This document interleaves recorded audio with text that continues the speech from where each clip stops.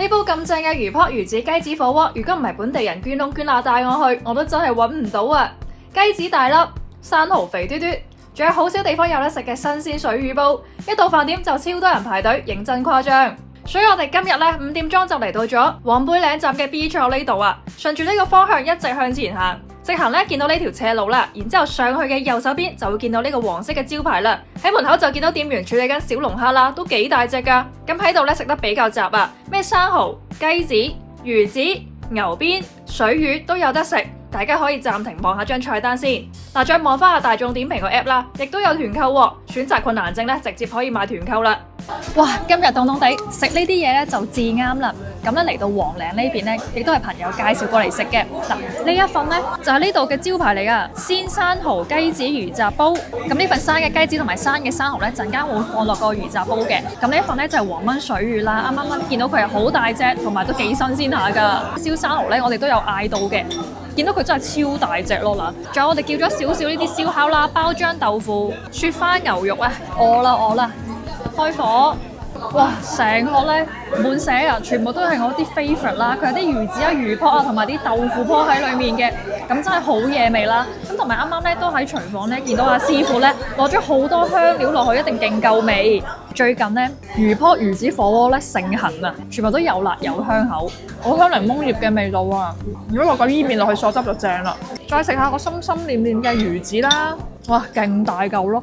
而且個煲裏邊咧都有好多啊，而且我覺得魚子咧有另一種好好食嘅方法咧，就攞佢嚟煎蛋啊，又係香香脆脆嘅感覺。同埋咧而家咧係夜晚大概係6點鐘嘅時間啦，差唔多真係成場已經坐到滿晒啦。咁我覺得我個 friend 真係冇介紹錯。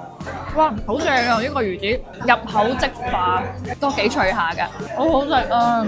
哇，呢個魚子真係好正，但係最正都係呢啲成個咧煮到爆晒嘅魚泡咯，又綿又滑，有少少咧係爽口咯，好好食，而且佢啲檸檬葉咧好香口啊，好正我覺得，但係好香檸檬味，同埋有少少嗰個藤椒味咯，即係食落係香香麻麻嘅。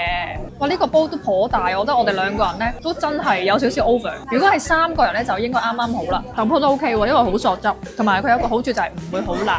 因為我之前咧食過另一間嘅魚子魚泡火鍋啦，佢都好食得，都好香嘅，但係佢真係太辣啦，最後咧變咗孖潤腸咁樣。但係呢間咧佢藤椒味會較出啦，辣椒咧就唔會話好勁嘅。唔知可唔可以加麵咧？想加個麵落去撈。咁同埋而家水滾啦，我哋可以落啲雞子先嘅。啱啱啊店員哥哥話咧，佢係要煮成10分鐘左右。因為咧，如果你人齊咧，就要早啲落去煮啦。因為雞子咧就係越煮越細粒嘅，好似啲波波腸咁樣啊，裡面。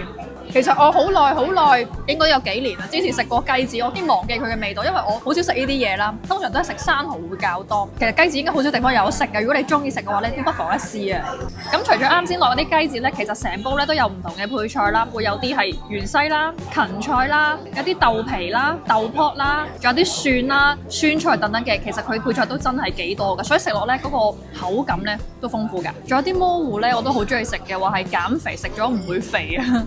仲有少少紫蘇葉，而家啲雞子咧煮得差唔多咧，落埋啲生蠔先，因為生蠔咧佢會快熟啲嘅。哇，都好多隻嚇，我見到起碼都有成10隻啊呢度，所以3至4人食應該係絕對夠啦。哇，啲生蠔同埋啲雞子咧肥嘟嘟嘅，見到肥嘟嘟同埋白雪雪醬卜卜。喂，再試埋呢份牛肉啦，雪花牛肉。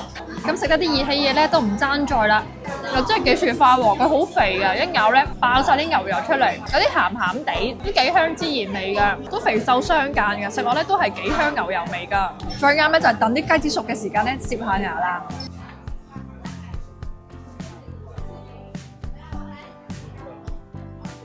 哇！見到啲生蠔咧都唔係好縮水啦，都仲係幾大隻㗎。OK 喎，時間啱啱好啊，又冇縮水，仲係都幾爽滑，而且件蠔肉咧都好紮實，好飽滿。雖然話啲雞子會縮水，但係都 OK 啦，同落去嗰時嘅 size 都唔係話差好遠。佢嘅味道咧有少少似豬潤啊，但一咬落嗰下咧，佢會爆漿嘅。哦，亦都好似我哋之前食嘅燒料雞蹄燈嗰種感覺啦。但雞蹄燈咧佢就半生熟，呢個咧就全熟，但係嗰種爆漿嘅感覺咧都係差唔多嘅，好獵奇啊其實。我中意食呢啲部位咯，而且個煲咧夠辣夠香口啦。所以啲醬汁咧啲味咧都係透出落去嘅，煮得非常之入味啊！食完雞子加普通嘅生蠔，再試下嚟蒜蓉烤生蠔版嘅雞子啊，睇下會唔會更加好味咧？哇，超肥味！哇 OK 喎，佢啲大隻生蠔咧，我覺得仲好食過啱啱嗰啲，因為佢更加嫩、更加滑，而且可能我自己都係有少少 overcook，佢係一啲唔會嘅，真係好滑嗰種感覺。生蠔始終都係蒜蓉蝦係最正、最精華嘅，而且啲湯咧都好味。咁同埋咧加咗少少啱啱嗰啲魚子煲嗰個汁咧，即係佢有啲酸酸地嗰啲檸檬葉咧，食落更加開胃，連啲生蠔汁都正咗好多。我覺得嗰個煲真係一絕。咁另一味咧，呢個甲魚煲都係店裏邊嘅招牌啦，但係因為咧我都較少食啊，好少食，亦都好少見到有呢啲嘢食。咁呢啲肉咧都大粒嘅，有少少似豬皮啊，即係骨膠原咧超勁嗰種感覺咯。每次食咧都覺得係彈牙啦，真係有少少似羊肉㗎，唔知點解食起身膠質真係非常之勁啦。浸皮都好厚啦，真係補到不得了，都幾滑㗎。佢成身會有少少咁滴嘅骨髓啦，所以食嘅時間咧都要留心啲啦。好滑咯，我覺得好似嗰啲豬手啊，嗰個皮咧係厚到我甚至覺得少少似牛筋嘅，好糯、好腍、好軟。特別呢啲裙邊位咧，簡直係又夠肥又夠糯啊！三大標準：裙邊厚、湯汁濃、夠餸飯。一個好正嘅地方就係我覺得佢唔辣咯，即係唔辣就唔會搶咗嗰種甲魚嘅鮮味啦。跟住再試埋呢一碟包漿豆腐，林望落咧就係鐵板上嘅，同埋啲料都幾多下啦，好濃嗰個蒜頭辣椒嘅味道，裏面好軟熟嘅，有啲似蒸蛋啊，包裹住成件白豆腐咁樣嘅味道。